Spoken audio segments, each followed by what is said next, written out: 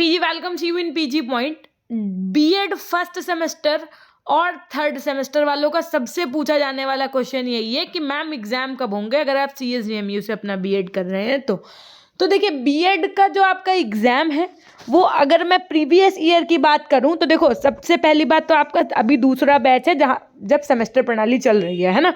इससे पहले आपका एक ही बैच ऐसा था जिसमें सेमेस्टर प्रणाली लागू हुई थी, तो उन लोगों के एग्ज़ाम तो डिले होकर के मार्च में हुए थे। हमने आपको ये बात पहले भी बताई है।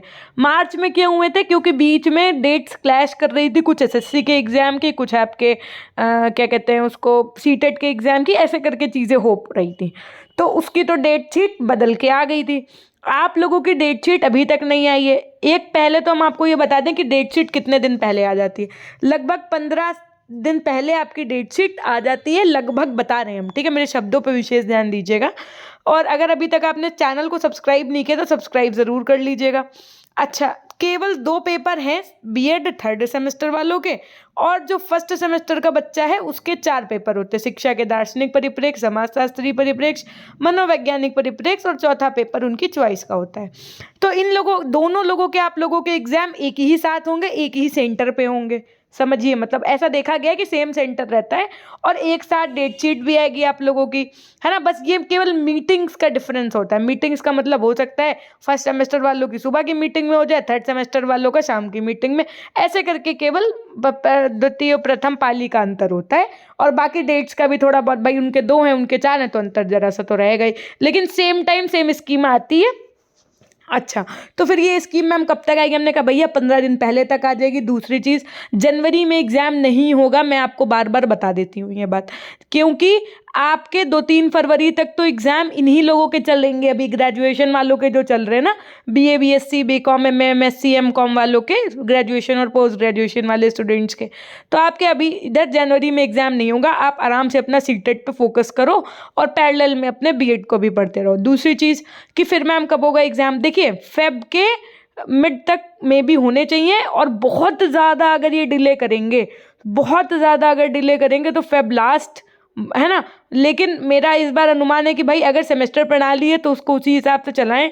अगर बहुत अच्छे से इन लोगों ने इस बार सारी प्लानिंग्स की होंगी तो ये फेब में एग्ज़ाम कंडक्ट करा लेंगे। लेकिन अगर मान लीजिए कि फिर से कोई ऐसी चीज़ें आ गई बीच में, अभी आप देख रहे हैं कि पता नहीं कभी ठंड की छुट्टियां बढ़ जाएं, या अभी आगे कोई देख तो आया नहीं है ना, तो हो सकता है कि आपका एग्ज़ाम डिले हो जाए। तो बहुत बच्चे कह रहे हैं मैम एग्जैक्ट बता दो।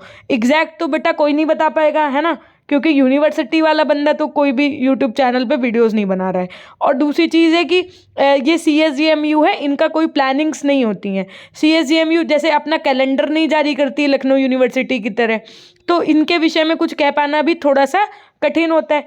तो इसलिए आप ये मान के चलिए कि फेब बहुत ज़्यादा होगा, तो फेब लास्ट नहीं तो मार्च के तो फर्स्ट वीक में 100 नहीं 110% ये एग्ज़ाम करवा लेना चाहिए इनको, है ना। अब बाकी क्या हो तो ये तो ईश्वर मालिक है, लेकिन जनवरी में आपका एग्ज़ाम नहीं होगा, क्योंकि जनवरी में पूरा जनवरी भर नहीं होगा, आप ये मान लो। इवन फेब के फर्स्ट वीक तक भी नहीं होगा। आप ऐसे समझ लो कि मैम क्या हमारा एग्ज़ाम जो है फेब के फर्स्ट वीक तक हो जाएगा, बहुत लोग कह रहे हैं, तो फेब के फर्स्ट वीक तक भी नहीं होगा, क्योंकि 2 से 3 फरवरी तक तो आपके इन्हीं लोगों के एग्ज़ाम चल रहे हैं। तो आपको करना क्या है, पढ़ाई करते रहना है ना, क्योंकि एग्ज़ाम का कुछ नहीं भरोसा है। जैसे हम कह रहे हैं लेट हो सकता है, वैसे क्या पता पहले भी हो जाए। तो मतलब संशय की स्थिति तो है ही है, लेकिन आप लोग लोड मत लो 1% भी। अपने सीटेट की तैयारी करो, ठीक है। साथ में हमने आपको बहुत बार बताया है कि आप केवल और केवल जो हमारी प्लेलिस्ट है, जैसा कि आप देख पा रहे हैं, शिक्षा के मनोवैज्ञानिक परिप्रेक्ष्य, मैं तो थर्ड सेमेस्टर वालों को बता दूं, इससे बाहर आपका पेपर ही नहीं आएगा।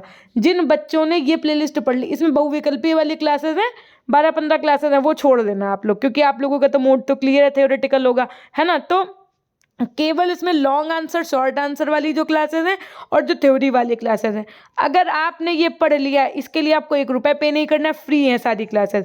ये पढ़ लिया तो आप ये विश्वास मानो कि एक क्वेश्चन आपका इससे बाहर नहीं आएगा। और आप बहुत अच्छा करके आओगे क्योंकि इसमें हमने बहुत अच्छे से समझाया है। अब वही बात है कि एक चीज़ को क्या मैं बार बार समझाऊँ, अभी 6 महीने भी नहीं हुआ मेरे को ये पढ़ा है। तो आप लोग अगर समझदार हैं तो आराम से इसको पढ़ो, और पढ़ने के बाद में कमेंट सेक्शन में कमेंट जरूर करना ताकि मेरे को पता चले कि आप लोग पढ़ भी रहे हो।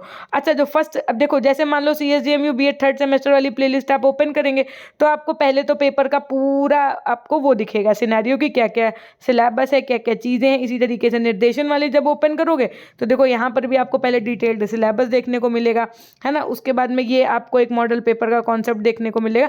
अब देखो PG पॉइंट ऐप का क्या है कि ऐप अब प्ले स्टोर पे नहीं आ पा रहा है।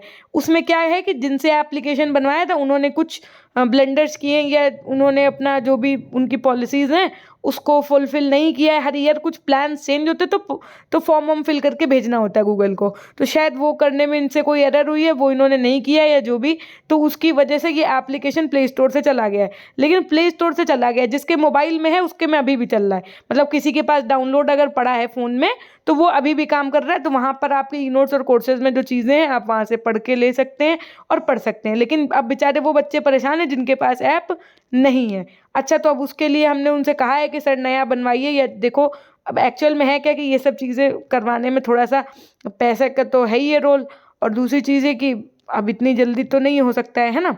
तो खैर जब जिनके पास है वो अपना पढ़ लें, और जिनके पास नहीं है तो वो भैया यूट्यूब पे ही हमने सब कुछ प्रोवाइड कर रखा है। कहते हैं ना, अगर आप यूट्यूब पे फॉलो करेंगे तो सब कुछ फ्री है। ठीक, केवल मन का वहम है कि एप्लीकेशन पे पेड पेड पेड पे, मतलब पेड तो हम लोगों को मजबूरी मान लो करना पड़ रहा है क्योंकि सब कर रहे हैं। तो फिर उसी फ्लो में अगर नहीं जाओगे, गो विथ फ्लो, तो फिर वही है कि आदमी मुफ्त का समझ के पढ़ता तक नहीं है ना। ये बात है। बाकी आप पढ़ना शुरू करिए। अभी आपका सीटेट का एक बार पेपर हो जाने दीजिए, फिर हम आपकी रेगुलर एक ऐसी क्लास ले लेंगे 10-15 दिन जिसमें हम आपको केवल इंपॉर्टेंट क्वेश्चंस की प्रैक्टिस करा देंगे, उसी से आपका पेपर आ जाएगा। ठीक, इसलिए आपको बहुत ज़्यादा परेशान नहीं होना है, बस आपको चैनल को सब्सक्राइब करके रखना है। जितने भी मैं वैकेंसी का नोटिफिकेशन के विषय में बताऊं उन पर आपको ध्यान देना है। ठीक है, मिलते हैं आपसे नेक्स्ट वीडियो के माध्यम से, तब तक के लिए अपना ध्यान रखिएगा। धन्यवाद।